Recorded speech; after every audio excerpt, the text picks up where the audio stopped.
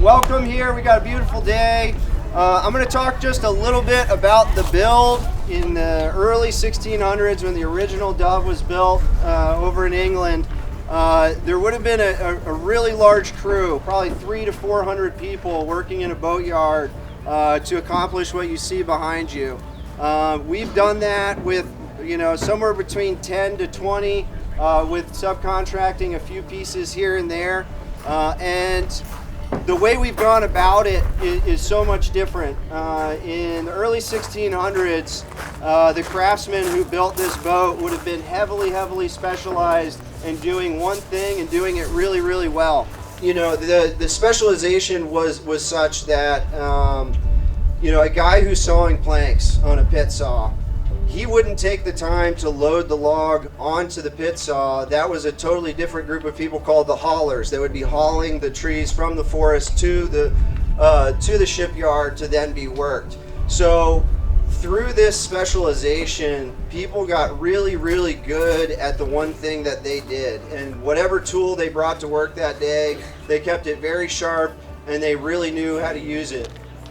Whereas, the 20 of us have kind of stumbled through every single part of this, knowing a little bit about it, getting proficient at it, and then immediately moving to something else. And so through that process, it's been amazing because everybody involved in this project is now truly educated in what it takes to build a 17th century traditional wooden ship.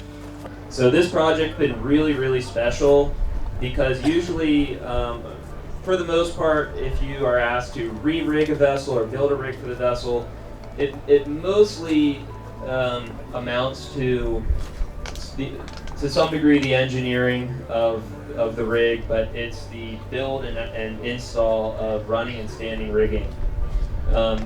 This project's really special because we've been tasked with building a lot of parts of the rig that are wooden components, which would not necessarily always fall on the rigger, including all of these blocks, they're called, which are like these pulley systems. This is called a block.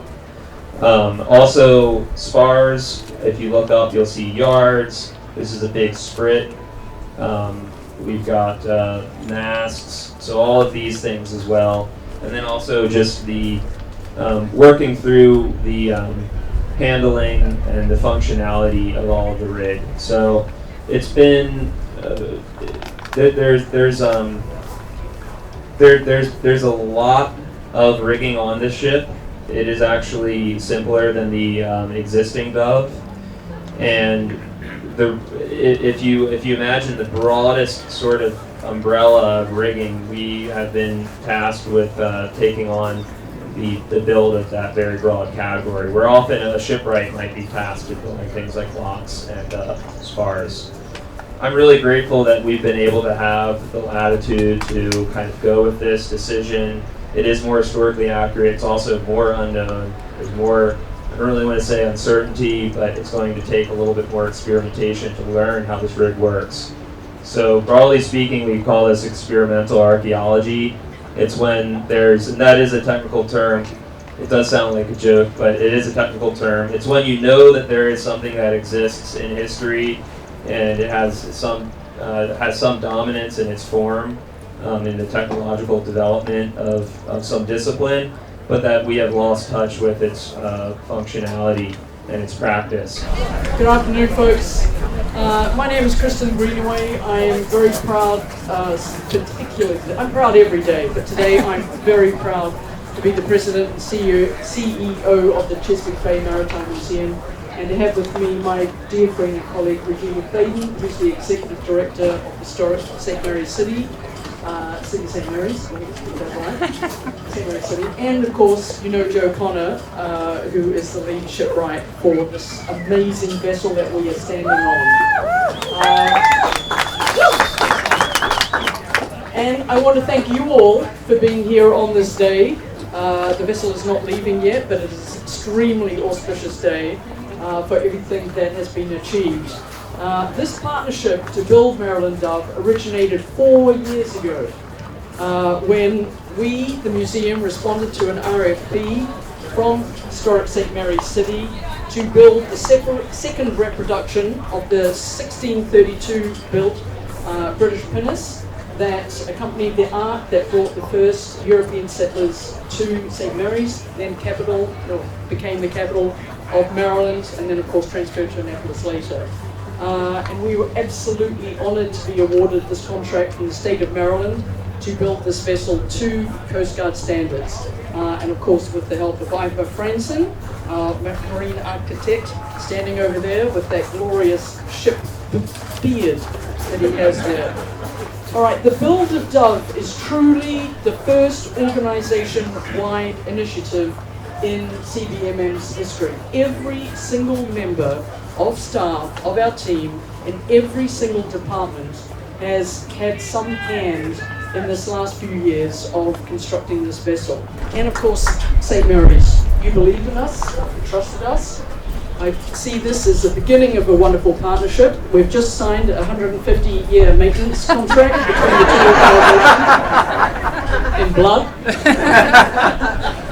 And that will continue to this day. So long may this partnership last. There are very, very special people at St. Mary's, and Regina Faden is the absolute stalwart of making this relationship happen. And without her, this vessel would not have happened. So St. Mary's is extremely lucky and extremely proud to have her, and I'm very, very proud to have her as a deep friend and a colleague. And I now pass the mic over to you.